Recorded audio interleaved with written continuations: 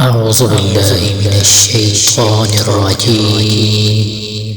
بسم الله الرحمن الرحيم. أولم يسيروا في الأرض فينظروا كيف كان عاقبة الذين كانوا من قبلهم كانوا أشد منهم قوة وآثارا في الأرض فأخذهم الله بذنوبهم وما كان لهم من الله من واق.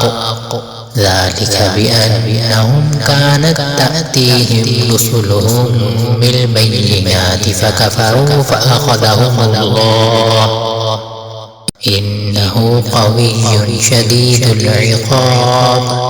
ولقد أرسلنا موسى بآياتنا وسلطان مبين إلى فرعون وهامان وقارون فقالوا ساحر كذاب.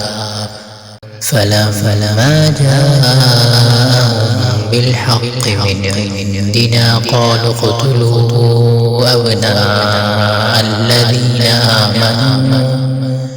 آمنوا معه واستحيوا نساءهم وما كيد الكافرين إلا في ضلال.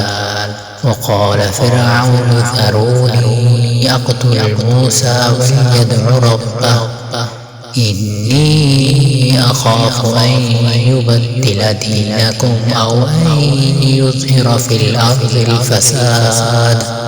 وقال موسى إني عذت بربي وربكم من كل متكبر لا يؤمن بيوم الحساب.